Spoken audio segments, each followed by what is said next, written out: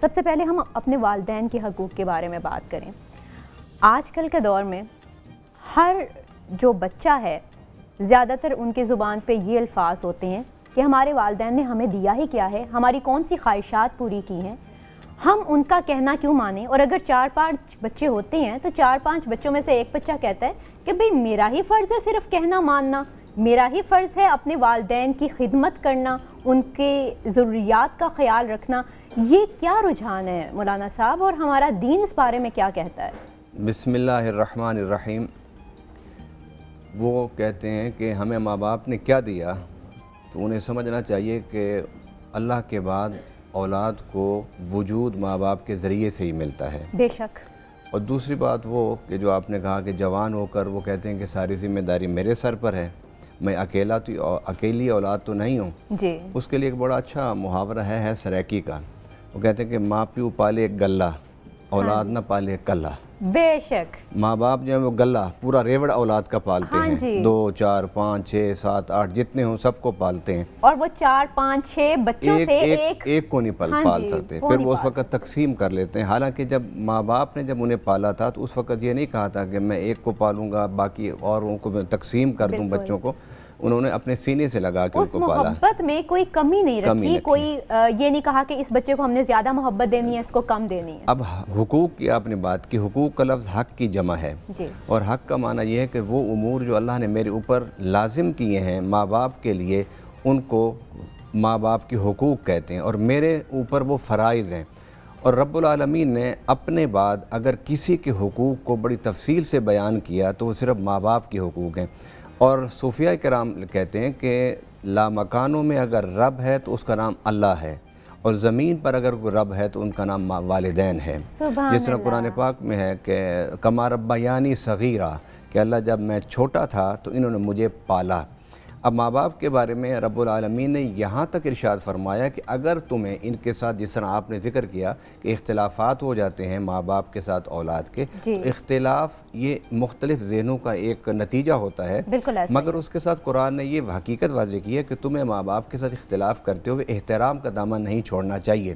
اور آپ دیکھیے حضرت اویس قرنی رضی اللہ تعالیٰ عنہ کی حیات مبارکہ میں کہ ماں کی وجہ سے حضور صلی اللہ علیہ وسلم کا زمانہ پایا لیکن صحابیت کے شرف نہیں پا سکے، اس لیے کہ وہ ماں کی خدمت کرتے تھے، ماں کو دوائی دیتے تھے، ماں کو غسل دیتے تھے، ماں کو وضو کراتے تھے۔ تو بڑا شوق تھا کہ میں حضور صلی اللہ علیہ وسلم کے پاس جاؤں اور جا کے میں حضور کا دیدار کروں اور صحابی بن کے آ جاؤں، لیکن ماں نے بڑی مشکل سے اجازت دی، اور اس شرط کے ساتھ اجازت دی کہ مسجد نبی میں سیدھے جانا، اگر نبی پاک صلی اللہ علیہ وسلم جلوہ گر ہوں تو حضور کی زیارت کر لینا اور واپس آ جانا۔ لیکن وہ ایسے کرنے جب پہنچے تو حضور مسجد میں اور حجرہ مبارک میں نہیں تشریف فرما تھے، تو آپ نے مدینہ میں تلاش کرنا حضور کو ضروری نہ سمجھا، اس لیے کہ ماں کے ساتھ وعدہ کر کے آئے تھے، ماں کے وعدہ نبھانے کی خاطر آپ نے وہیں سے روتے ہوئے واپس چلے گئے۔ حضرت عائشہ صدیقہ فرماتی ہیں کہ حضور صلی اللہ علیہ وسلم کے مصلی مبارک، حضور کے لوٹا مبارک، حضور کے پانی پینے کا گلاس، اس کو حضرت ویسے کرنی دیکھتے تھے، چومتے تھے اور روتے تھے، کہتے یا رسول اللہ میں ماں سے اجازت دے کر بھی آئے لیکن آپ کا دیدار نہیں۔ اب اس سے اس حقیقت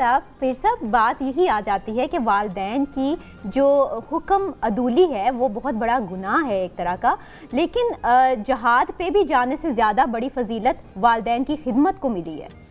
بسم اللہ الرحمن الرحیم۔ آج کا پہلے میں وظیفہ عرض کر دوں، ماشاءاللہ سورہ مزمل جو سورہ ہے بہت ایک اچھی سورہ ہے۔ صوفیہ کہتے ہیں کہ جو بندہ 8ویں روزے، 9ویں روزے اور 10ویں روزے ایک بار کم از کم سورہ مزمل پڑھ لے گا، 80,000 حاجات اس کی پوری ہو جائیں گی۔ سبحان اللہ۔ سورہ مزمل یہ ہم نے کس وقت پڑھنی ہے؟ یہ کسی وقت بھی پڑھ لے، 8ویں روزے، 9ویں روزے اور 10ویں روزے۔ اچھا، یعنی ہم نے 3 دن اکٹھے پڑھنی ہے؟ جی ایک دفعہ پڑھ لے، کسی ٹائم بھی پڑھ لیں، اور 80,000 حاجات بندے کی پوری کرتے۔ دوسرا جو آپ کا سوال ہے، ماشاءاللہ آج کا موضوع بہت ہی اہم ہے۔ نبی پاک صلی اللہ علیہ وسلم نے بخاری شریف کی روایت ابو ہریرہ رضی اللہ تعالیٰ عنہ فرماتے ہیں کہ اے پیارے نبی ہمیں کوئی ایسا طریقہ بتائیں کہ جس سے ہمیں ایسی ہدایت ملے، جس سے نور ملے۔ تو رسول پاک صلی اللہ علیہ وسلم نے فرمایا کہ جو رشتوں کو جوڑے گا اللہ اس کو جوڑے گا، جو رشتوں کو توڑے گا اللہ اس کو توڑے گا۔ یعنی کہ جو والدین کا رشتہ بھی ہے اور جو والدین کے جو قریبی رشتہ دار ہوتے ہیں، جب والدین کی خاندان کی بات آتی ہے تو والدین کے ساتھ ساتھ والدین کے جو بھائی ہیں، بہنیں ہیں، جو آپ کی نانی ہے، نانا ہے، دادی ہے، دادا ہے، اور حتیٰ کہ یہاں تک آتا ہے کہ جو عزیز و اقارب ہیں، کزن ہیں، ان کے بارے میں بھی آتا ہے کہ ان کی بھی ہدایت۔ رسول پاک صلی اللہ علیہ وسلم نے یہ بھی فرمایا کہ وہ بندہ جس نے اپنے والدین کو بڑھاپے میں پایا لیکن خدمت کر کے ان کی جنت کو نہ پایا، وہ بڑا بدبخت ہے۔ اور ایک بدبختی کی یہ علامت ہے ان لوگوں کے لیے کہ جو لوگ اپنے بزرگوں کی خدمت نہ کریں، اور بزرگوں کی والدین کو ایک نگاہ سے دیکھنا، یہ بھی بخاری ترمذی کی روایت ہے۔ رسول پاک صلی اللہ علیہ وسلم نے فرمایا جو بندہ والدین کو محبت سے ایک نگاہ دیکھے گا، اللہ پاک اس بندے کو مقبول حج کا، یہاں سے جب ہم حج کرنے کے لیے جائیں، اللہ معاف فرمائے اگر رزق حرام سے ہم حج کریں تو حج ہوتا ہی نہیں، لیکن والدین کو پیار کی نگاہ سے حج کرنے سفر کر کے جائیں گے، پتہ نہیں حج قبول ہے یا نہیں ہے، لیکن والدین کو ایک نگاہ سے دیکھنا، محبت سے دیکھنا، یہ مقبول حج کی بہت بڑی علامت ہے۔ اللہ پاک حج کا ثواب عطا فرماتا ہے۔ بے شک، لیکن ڈاکٹر اسامہ ہم دیکھتے ہیں کہ اولڈ ایج ہوم ہماری آج پاکستان میں بہت زیادہ ہوتے چلے جا رہے ہیں۔ پہلے ہم یہ سوچتے تھے کہ جی یورپ میں ہیں، لیکن اب بہت سے ہمارے بزرگ ایسے ہیں جن کا کوئی والی وارث نہیں ہے، اس کے بارے میں کیا کہیں گے؟ بسم اللہ الرحمن الرحیم، بڑا اہم موضوع ہے اور آپ کا سوال بھی اس تناظر میں بڑا اہم ہے اور اہمیت کا حامل ہے۔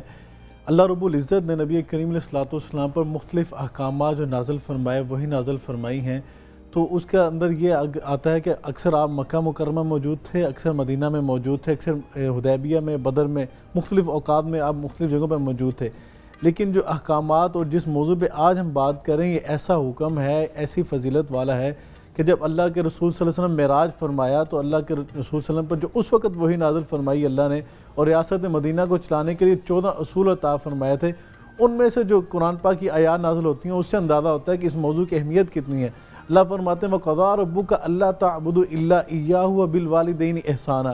اللہ نے پہلا حکم دیا کہ ریاست مدینہ آپ نے چلانی ہے، آپ کو ہم نے ریاست مدینہ عطا کرنی ہے، اس کے ہم اصول بھی آپ کو عطا کر رہے ہیں۔ پہلا اصول یہ دیا کہ اللہ نے اپنی وحدانیت کی بات کی اور اس کے فوراً بعد جو دوسری بات کی وہ کوئی اور حکم نہیں دیا، وہ فرمایا وَبِالْوَالِدَيْنِ إِحْسَانًا، اپنے والدین کے ساتھ حسن سلوک کرنا، اس کو دوسرے موقع پہ فرمایا۔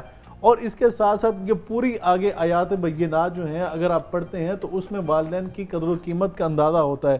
وہ کیا ہے؟ وہ فرمایا وَبِالْوَالِدَيْنِ إِحْسَانًا إِمَّا يَبْلُغَنَّ عِندَكَ الْكِبَرَ أَحَدُهُمَا أَوْ كِلَاهُمَا فَلَا تَقُل لَّهُمَا أُفٍّ وَلَا تَنْهَرْهُمَا وَقُل لَّهُمَا قَوْلًا كَرِيمًا۔ یہ ساری آیات جب پڑھتے ہیں تو اللہ اس میں فرما رہے ہیں کہ آپ نے والدین سے اس نے سلوک بھی کرنا ہے، وَبِالْوَالِدَيْنِ إِحْسَانًا إِمَّا يَبْلُغَنَّ عِندَكَ الْكِبَرَ، ان میں دونوں میں سے کوئی اگر بڑھاپے کو پہنچ جائے، اور وہاں پہ آپ نے کیا فرمایا کہ بڑھاپے میں انسان چڑچڑا ہو جاتا ہے، بیماری کی وجہ سے بعض اوقات بچوں جیسی عادات آ جاتی ہیں، تو قرآن کہہ رہا فَلَا تَقُل لَّهُمَا اف، اف سے چھوٹا لفظ اس کائنات میں نہیں سنا۔ فرمایا کہ آپ نے والدین کو اف تک نہیں کہنا، وَلَا تَنْهَرْهُمَا، اور جھڑکنا نہیں ہے، وَقُل لَّهُمَا قَوْلًا كَرِيمًا، انہیں آپ نے اچھے طریقے سے ادب کے ساتھ پروٹوکول کا تقاضا اس کو ملحوظ خاطر رکھتے ہوئے گفتگو کرنی ہے۔